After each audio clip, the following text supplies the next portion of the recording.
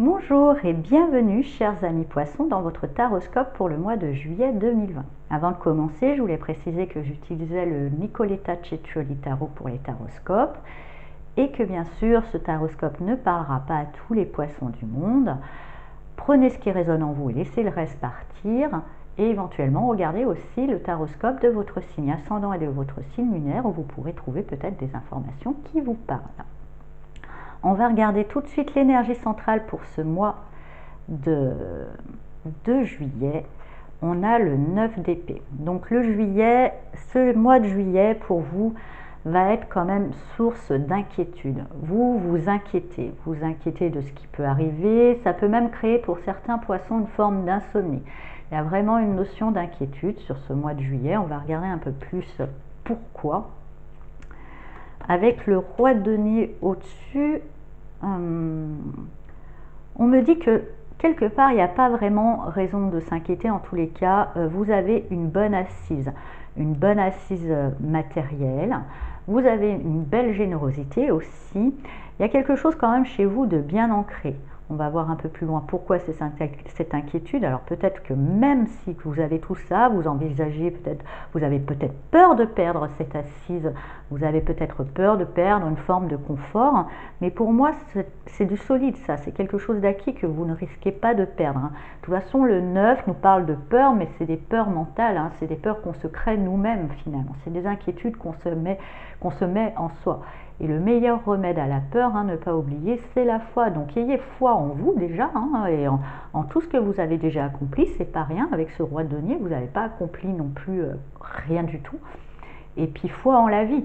De toute façon, je pense qu'avec votre expérience, ou comme tout être humain, quand on regarde en arrière, la vie ne nous impose jamais une épreuve qu'on n'est pas capable de surmonter.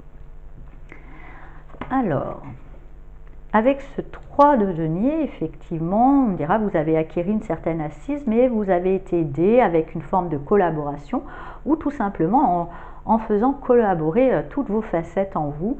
Mais j'ai quand même la notion que c'est une affaire, il y a quand même, voilà, il y a une affaire, vous n'êtes pas seul et c'est peut-être ça qui vous inquiète.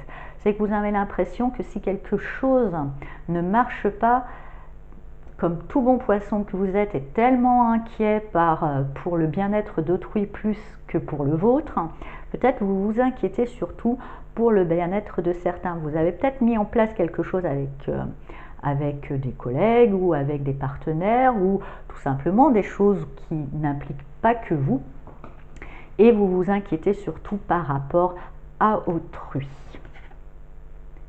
Mais avec ce 10 de denier aussi qui est là, alors c'est peut-être aussi une notion de famille, mais on me dit oui, vous avez vraiment accompli quelque chose de pas rien, quoi. Vous êtes arrivé soit fin juin, soit début juillet, ça sera là, à une forme de fin de cycle. Voilà, certaines choses se sont vraiment posées, et pourtant, justement, quand on arrive à une fin de cycle, on parle aussi de nouveau, et c'est peut-être ce nouveau cycle, c'est ce après qui vous inquiète.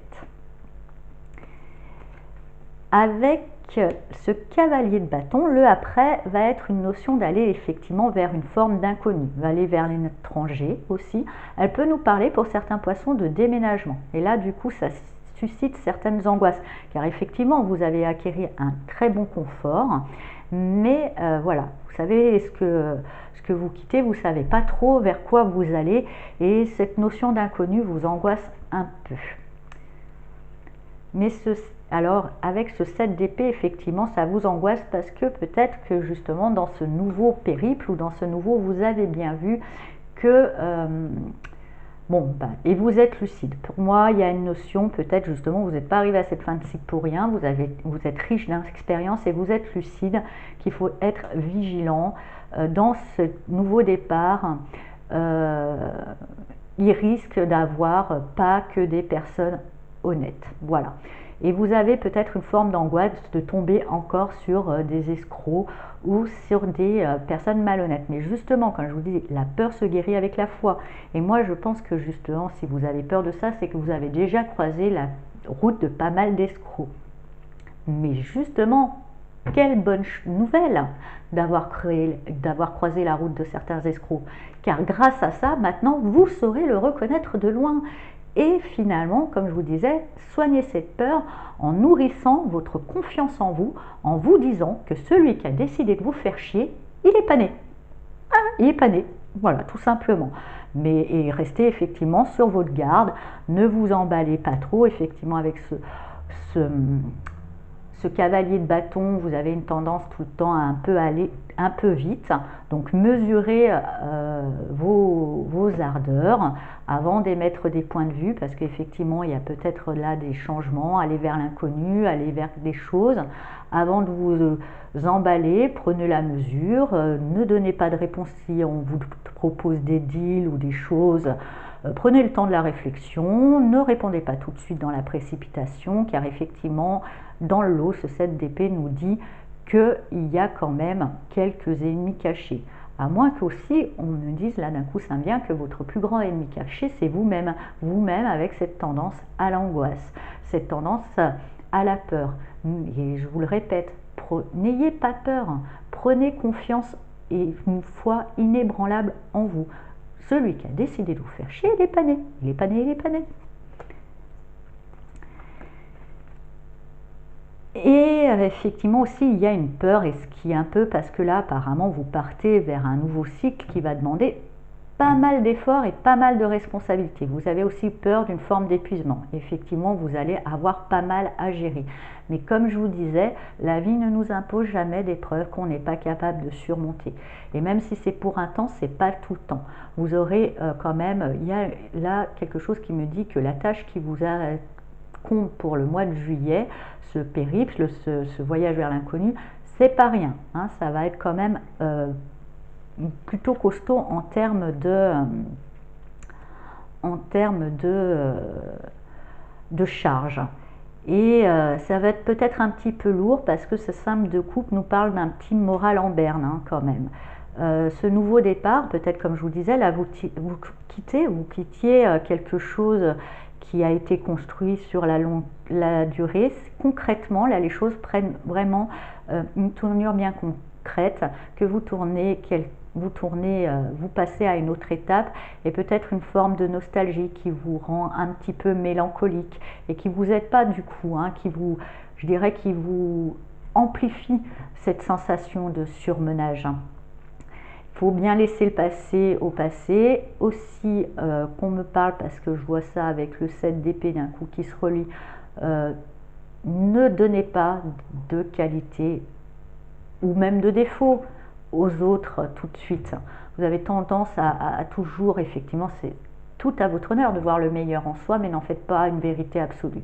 Attendez que les actes ou les paroles de cette personne en face de vous ou de ses intermédiaires ou autres vous prouvent que effectivement c'est la meilleure part d'eux. Et là, vous voyez, avec la carte de la Lune qui vous correspond quand même pas mal parce que vous êtes des grands rêveurs hein, aussi. Mais elle nous parle d'illusion aussi, cette Lune. Elle nous dit effectivement de faire confiance à votre intuition, mais attention que cette intuition ne devienne pas non plus quelque chose excessif, de trop illusoire. Car c'est peut-être là aussi votre ennemi caché. C'est que peut-être des fois, vous confondez intuition et fantasme. Vous pouvez des fois être pris dans une forme d'illusion hein, avec ce 5 de coupe et tout ça.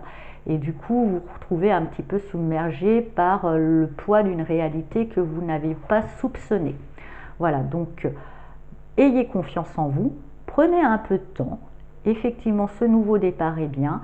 Cette lune me dit que quand même vous allez pouvoir aussi peut-être déposer une forme de fardeau et revenir à quelque chose de plus intérieur. Et on me parle aussi dans cette lune qui présente une forme de fécondité, quelque chose est en gestation et voué à naître, mais attention, ne faites pas trop de spéculation ou n'ayez pas trop d'illusions quant à ce qui va naître.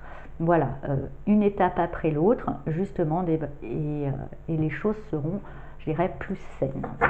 On va regarder avec la petite carte du Moudra, qu'est-ce qui va pouvoir vous aider pendant ce mois de juillet qui quand même est un petit peu chargé pour vous. Mais bon, on en a tous hein, des moments chargés, vous inquiétez pas. La bonne nouvelle, c'est que ça ne dure pas. Allez, on va regarder pour les poissons. Alors, légèreté. Restez décontracté. Voilà, peut-être prenez pas trop non plus les choses trop à cœur hein, aussi. Et avec ce chakra, cette couleur rouge qui rappelle le chakra racine, ça me rappelle bien aussi cette notion de stabilité. Peut-être que justement vous avez peur de perdre certaines racines, un truc quelque chose qui faisait vraiment votre ancrage. Mais bon, même si on vous déracine quelque part, vous allez pouvoir vous enraciner ailleurs aussi. Et peut-être d'une meilleure manière parce que vous êtes riche d'expérience et de connaissances par cette étape de vie qui touche à sa fin. Et vivre un peu les choses avec plus de légèreté, peut-être aussi par rapport, comme je vous disais, à trop de responsabilité, de peur par rapport peut-être à autrui. Voilà, de toute façon, c'est un petit peu...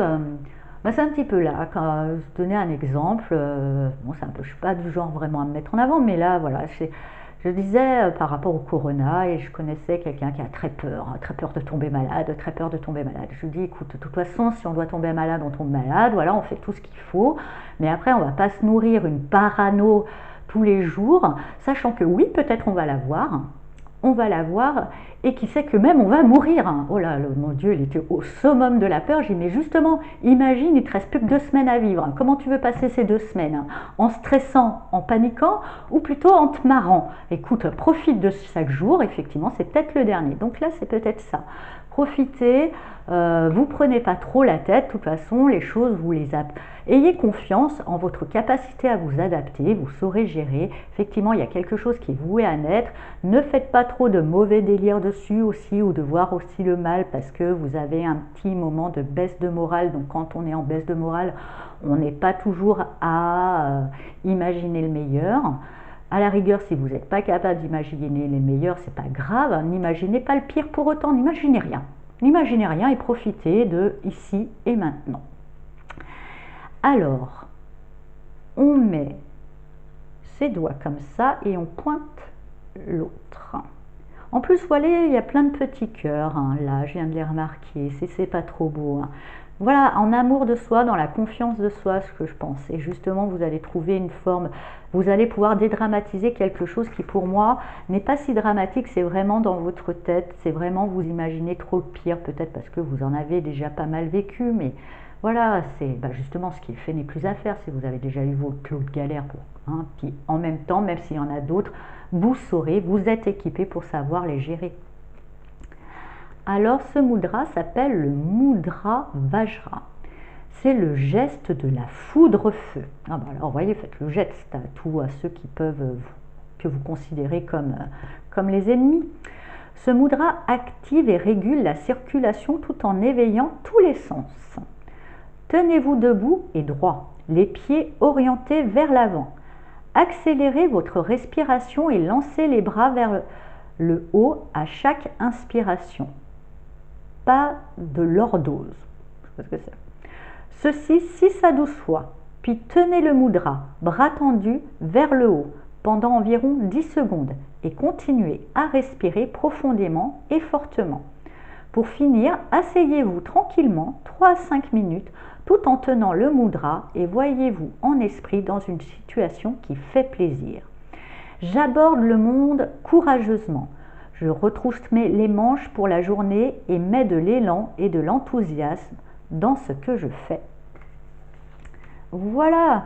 Donc effectivement, je pense que quand les peurs vous assaillent et que vous voyez peut-être un peu les choses en sombre et que vous avez l'impression d'être submergé, hop, allégez-vous en levant comme ça, hop, en respirant, comme c'est expliqué dans cette petite carte. Et même, je dirais, quand ça devient lourd, déjà octroyez-vous une pause, hein, vous avez le droit, même si l'ampleur de la tâche est importante. C'est pas parce que vous allez prendre une journée de repos que c'est la mort du petit cheval et que tout sera mis en péril. Hein, c'est qu'une journée. Même Dieu, hein, il a pris une journée dans la semaine. Voilà. Donc, vous y avez le droit. Et puis, quand vous prenez ce jour, vraiment, mettez vraiment tout en pause. Hein. Pensez pas à tout ce qui vous tracasse. Voilà, chers amis poissons, je vous souhaite un très beau mois de juillet. En tous les cas, il y a quelque chose qui se couvre pendant ce mois de juillet que je sens qui est pas mal. On verra ça au mois d'août. En attendant, j'espère que cette vidéo vous a plu et je vous dis à bientôt. Au revoir.